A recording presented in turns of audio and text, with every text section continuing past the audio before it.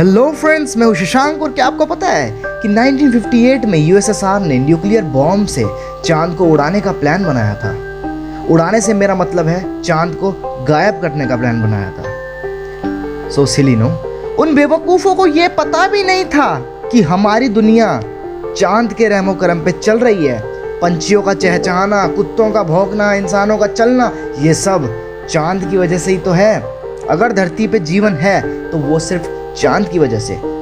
चलो हम 1958 की यूएसएसआर वाली बात पे वापस आते हैं। उन्होंने चांद को एक न्यूक्लियर बॉम्ब से उड़ाने का प्लान बनाया था, पर प्रैक्टिकल लेवल पे क्या इतने बड़े चांद को एक न्यूक्लियर बॉम्ब से उड़ाना पॉसिबल है, या फिर चांद को न्यूक्लियर बॉम्ब से उड़ाना पॉसिबल है? वेल, ये इम्पॉसिबल तो नहीं है, बट इसे पॉसिबल बनाना भी अपने आप में इम्पॉसिबल है। नहीं समझे?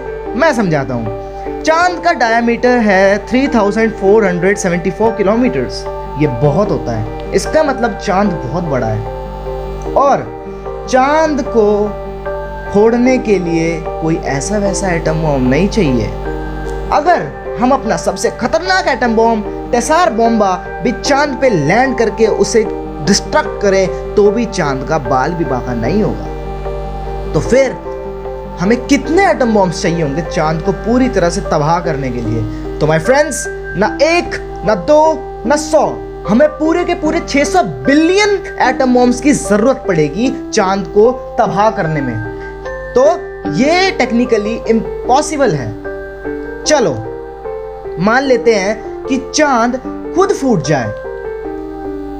आप मुझे बताओ, क्या ऐसा हो सकता है? जिन जिन लोगों ने सोचा है कि चांद खुद फूट सकता है, तो मेरे दोस्तों आप गलत हो, क्योंकि चांद खुद नहीं फूट सकता, क्योंकि उसके अंदर का लावा तो बहुत पहले ही सूख के पत्थर बन चुका है। उसके अंदर का लावा ठंडा होके पत्थर बन चुका है, तो उसके फूटने की कोई संभावना नहीं है।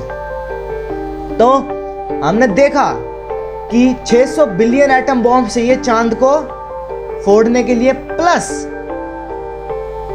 जो चांद खुद फूटेगा वो चांद खुद फूटना पॉसिबल नहीं है, क्योंकि चांद का लावा पूरी तरह से ठंडा हो चुका है। तो तीसरा ये हो सकता है कि चांद ऐसे ही घूम रहा हो अर्थ के साथ, सडनली एक एस्ट्रॉयड आए और चांद से टकरा जाए और चांद को फोड़ दे।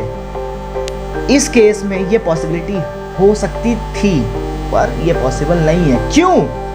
क्योंकि चांद को फोड़ने के लिए उस एस्ट्रॉइड का खुद का साइज भी बहुत बड़ा होना चाहिए, और बड़ा मेरा मतलब है बहुत बड़ा। और चांद को फोड़ने के लिए जिस एस्ट्रॉइड के साइज की हमें जरूरत है, वैसे एस्ट्रॉइड तो हमारे सोलर सिस्टम में बस 3 है। पहला है सेरेस, जिसका डायमीटर है 940 किलोमीटर्स।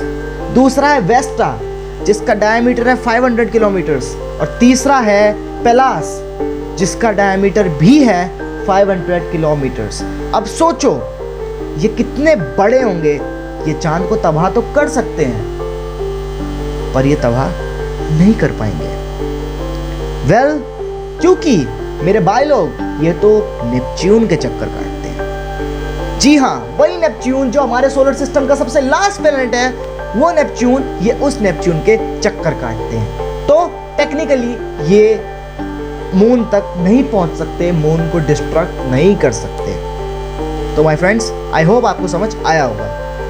लेकिन मेरे दोस्तों, साइंस अजम्पशन पे चलती है, तो लेट्स कंसीडर कि चांद ब्लास्ट हो गया, चांद फूट गया। हम मान लेते हैं कि चांद फट गया है, तो चांद के आप लोग सोच रहे होंगे कि शशांक भाई, चांद के फटने से धरती का क्या? सबसे बड़ा धरती पे लिविंग का रीजन है वो मून है। क्यों? चांद के फटते ही चांद के मिलियंस ऑफ पार्टिकल्स अर्थ के चारों तरफ रोटेशन करने लगेंगे, रेवोल्यूशन करने लगेंगे, चारों तरफ घूमने लगेंगे। और हाँ, चारों तरफ घूमने में सिर्फ 1% चांस है कि वो चारों तरफ घूमेंगे। 99% चांस है कि वो अर्थ के ग्रेविटेशनल पुल की वजह से अर्थ के अंदर एंटर होंगे, जिसके बाद अर्थ पे तबाही छा जाएगी, अर्थ में डिस्ट्रक्शन आ जाएगा, literally destruction. I hope you are understanding. तो चांद इस तरह हमारे साथ बर्बादी कर सकता है। ये तो हो गया सबसे वीक वाला। अगला अगर हम बात करें तो चांद के हमारे एटमॉस्फेयर में एंटर करने से वो एक कॉमेट बन जाएगा। जी हाँ, कॉमेट एक आग का एक पत्थर होता है जो एटमॉस्फेयर में एंट्री करने की वजह से आग का गोला बन जाता है ड्यू टू फ्रिक्शन।